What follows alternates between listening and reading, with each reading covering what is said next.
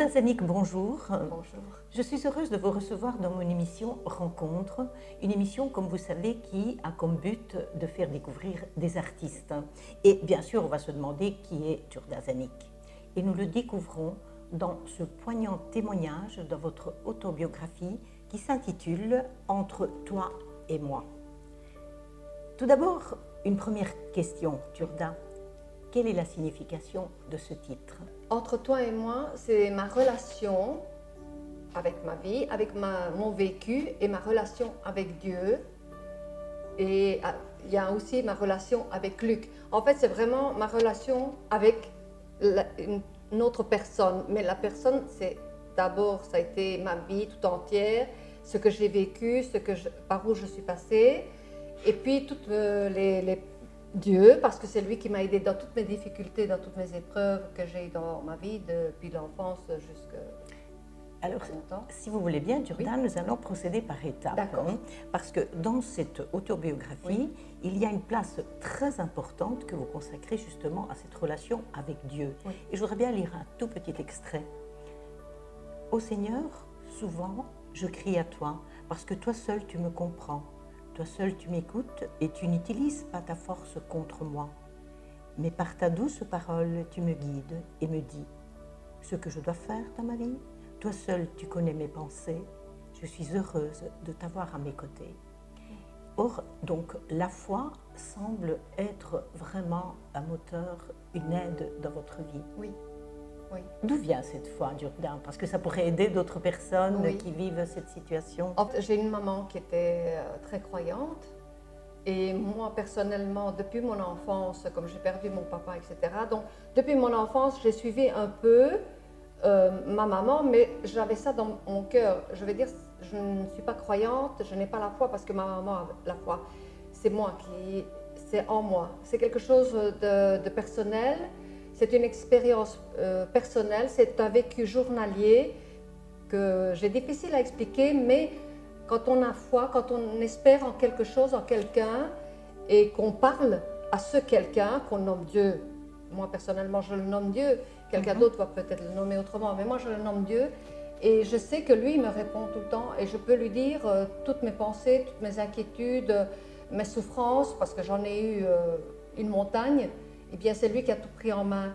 Et ma façon de lui parler, je me mettais tout le temps de côté pour lui parler, ou alors de lui écrire. J'avais des élans comme ça d'écriture et je lui écrivais des choses qui me venaient directement comme ça, sans... Je n'aurais jamais su les redire après directement ce que j'ai écrit. Mais j'écris et puis après je les relis.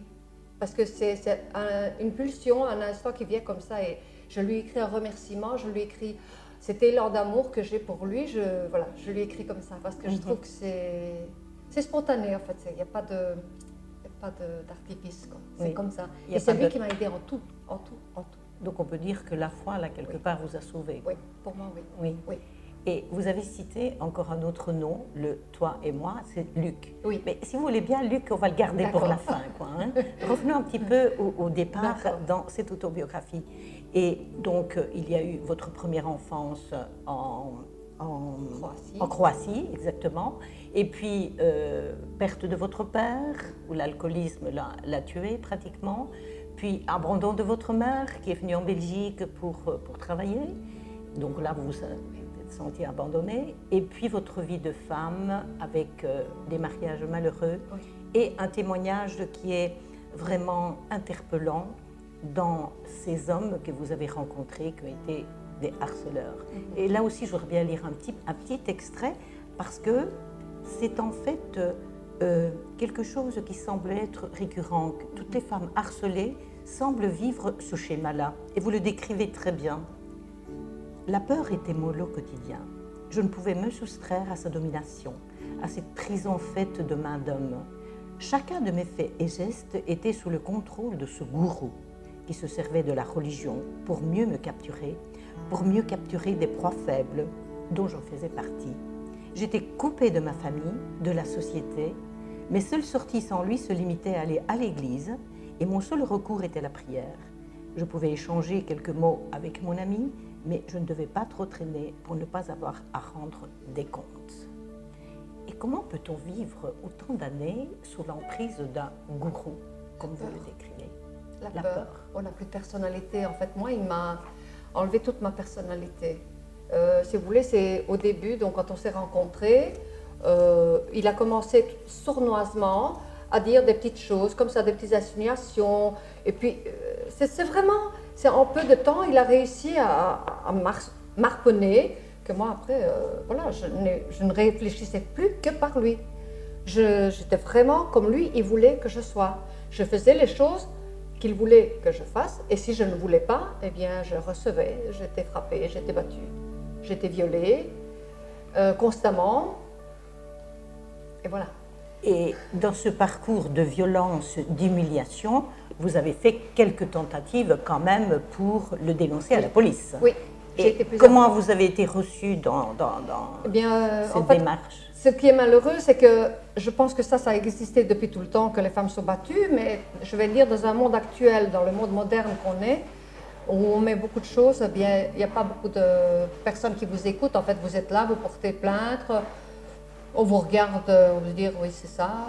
Voilà, on ne tient pas tellement compte de la souffrance. Voilà, pas du tout, parce que voilà, vous n'avez pas de gorge tranchée, vous n'avez pas un membre qui manque. Oui, il faut qu'on soit au seuil de la mort pour tenir compte de... Ça.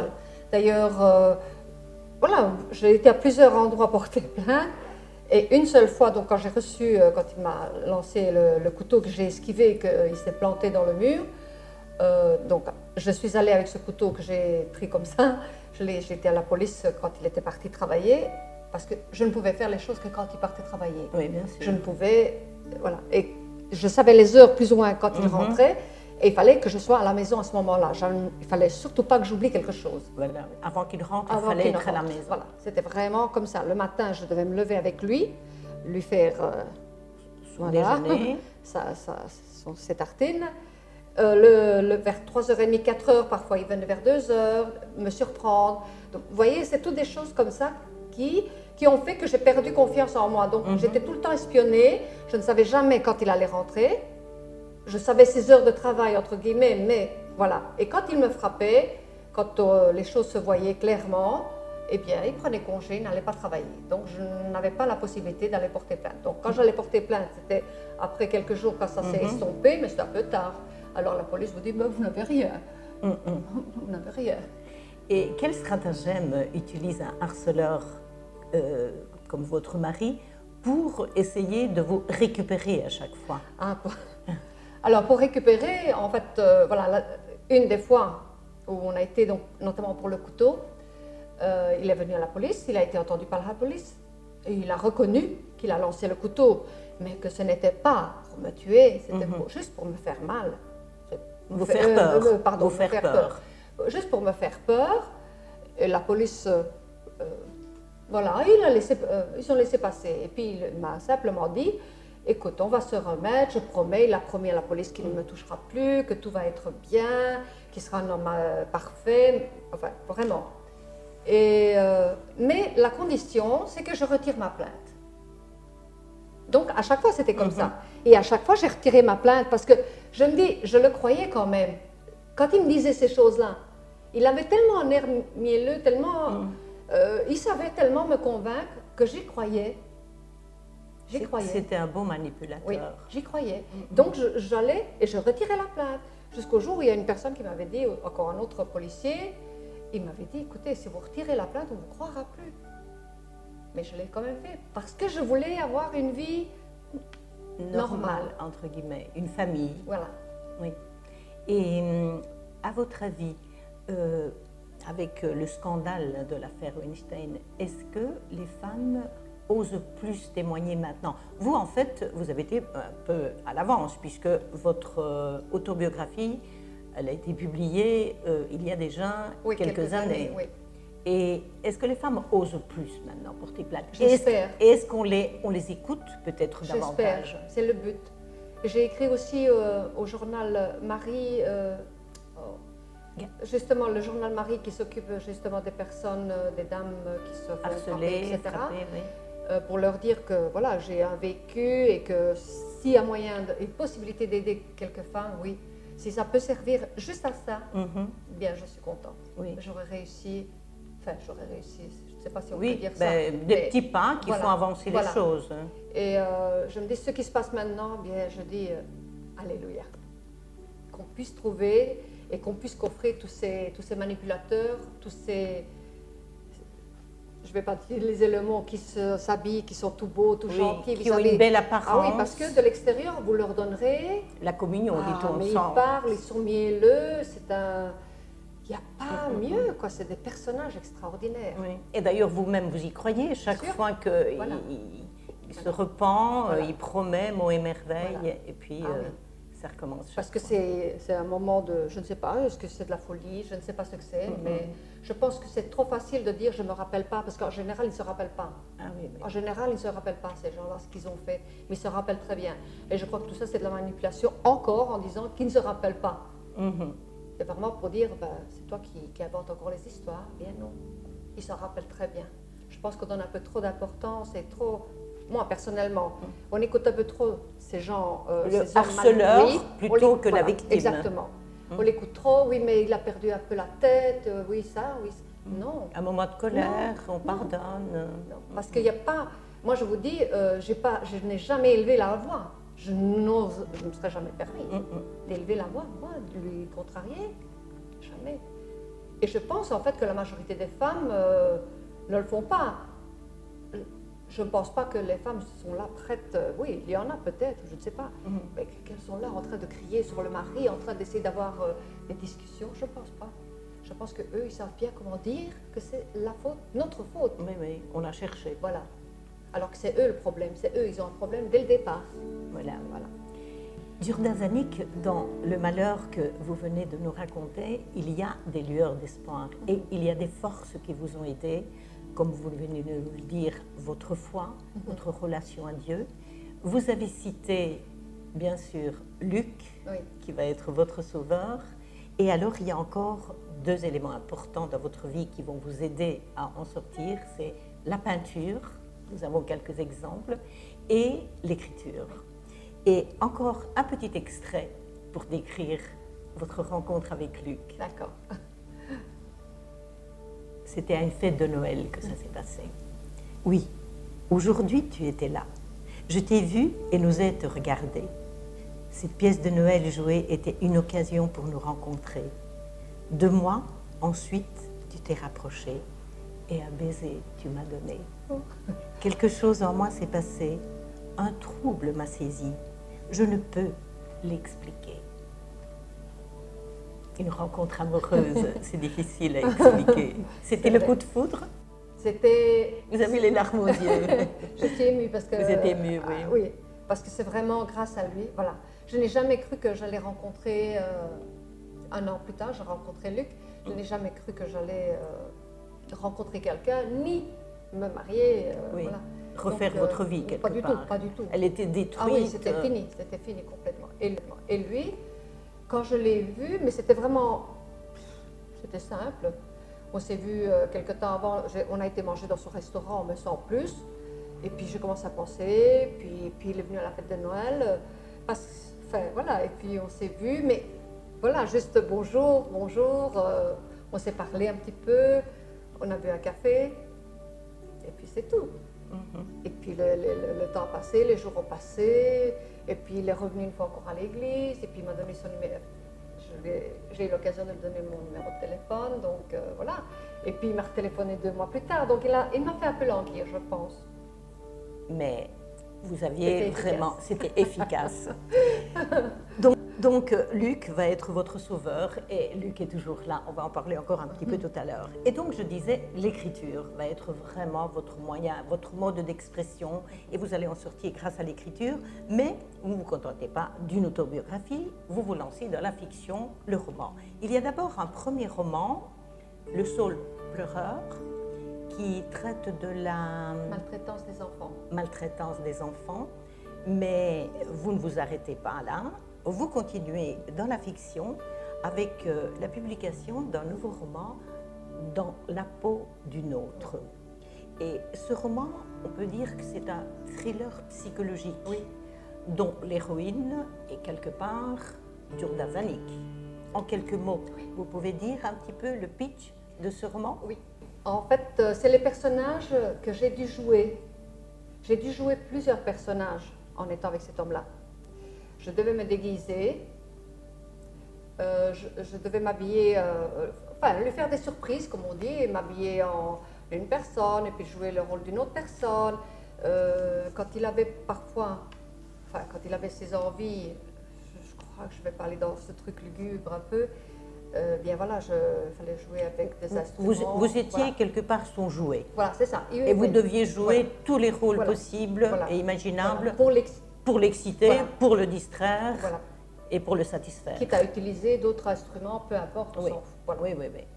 Donc, dans la peau d'une autre, Christina, c'est un petit peu vous, Oui. mais que vous, bien sûr, romancez, vous mettez des éléments qui ne sont pas les vôtres, puisque c'est une enquête. Oui. Comment va-t-on découvrir l'assassin? Parce que c'est pas seulement un harceleur, c'est aussi un assassin, c'est Alessandro. Et vous semblez trouver une explication à la psychologie de ce personnage, puisque lui-même, petit, Oui. a été harcelé par une mère, une sœur, il a vécu des atrocités. Oui. Et donc, il continue dans sa vie d'adulte un fait, peu oui. ce schéma-là. Est-ce que vous croyez que tous les harceleurs comme ça ont une enfance qui expliquerait leur façon d'agir? Je ne saurais pas dire, je ne sais pas. C'est difficile à dire. Oui. mais- Franchement, oui. C'est très difficile parce que je ne peux pas dire, parce qu'aujourd'hui, on a trop tendance à dire, voilà, oui, c'est parce qu'il a vécu des choses comme ça dans l'enfance. C'est que- pas pour ça que ça le... Voilà, je pense pas, parce que moi, j'ai vécu beaucoup de choses dans mon enfance et dans mon adolescence, mais je vais dire, je ne suis pas pour cela, je suis Devenu, à faire la même chose. Voilà, tout à fait. oui. Donc je pense qu'il y a comme les choses s'ouvrent maintenant, et en psychologie, je vais dire, eh bien, on donne toujours la possibilité d'excuses à ces choses-là. Et je ne peux pas, enfin, moi personnellement, le fait que lui, il ait subi ça, C'est pas une excuse. sa mère ne le violait pas. Ça, c'était dans le livre. Mais je veux dire que lui, il ait une enfance difficile avec sa mère, etc. Ça n'excuse Ça pas. n'excuse pas, parce que pourquoi lui, qui a vécu la même chose que les autres, parce qu'il n'était pas seul. Ils étaient quand même 6 enfants. Oui, voilà. Donc voilà, c'est pour ça que je dis, c'est un double sens. On utilise un peu trop les excuses du passé Pour ça, expliquer oui. cela. Il oui. y en a certaines que c'est oui, mais d'autres personnes, je ne peux pas dire non. Difficile Moi à dire. personnellement, non, je ne peux pas. Pour revenir à Oui. vous et votre roman, Oui.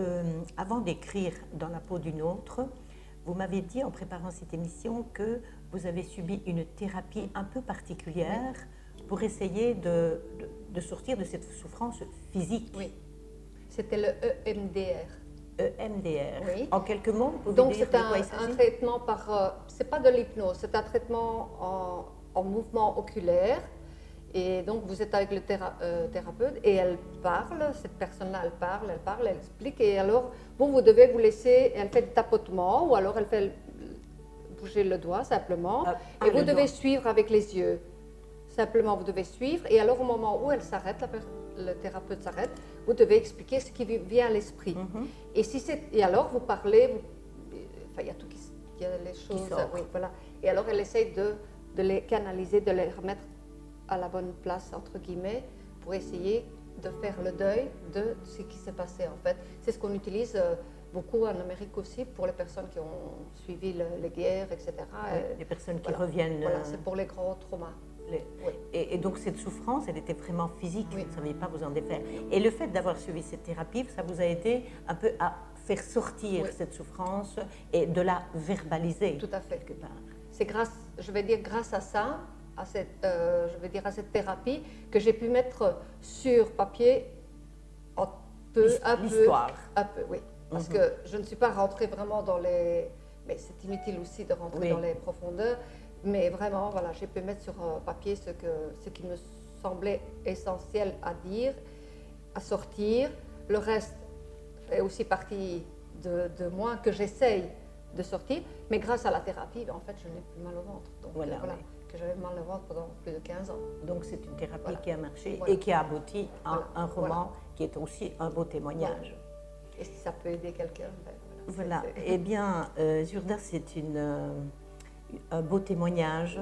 J'espère que ça va aider pas mal d'autres personnes qui vivent ce genre de situation. Et puisque vous vous êtes lancé dans la fiction, il y a un nouveau roman en perspective. Oui. Oui, on peut en savoir déjà un petit peu. Donc, pour l'instant, je l'ai nommé, j'ai plusieurs titres, mais c'est très difficile. Je l'ai noté Le Rocher des Deux Piquants, et ça se passe en Croatie. Et donc, vous revenez à votre pays d'origine. Oui, voilà, ça se passe en Croatie, et c'est sur des lieux qui existent. C'est un site qui a existé, que maintenant on n'exploite plus, parce que voilà. Et c'est moi, en fait, qui vais donner la raison pourquoi il n'existe plus. Et c'est aussi un thriller? Oui. Oui. Eh bien, on se réjouit de le découvrir, Turda.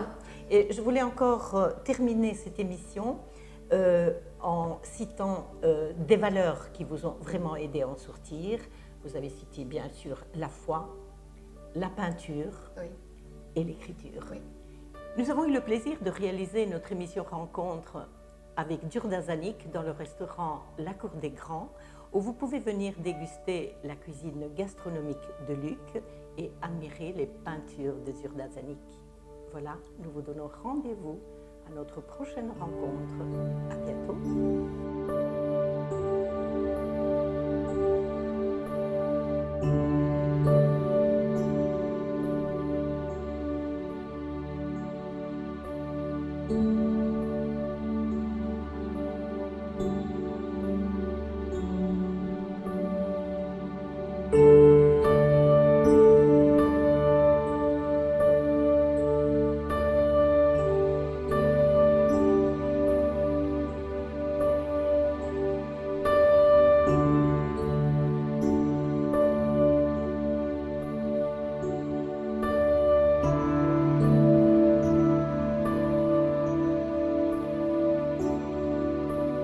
Thank you.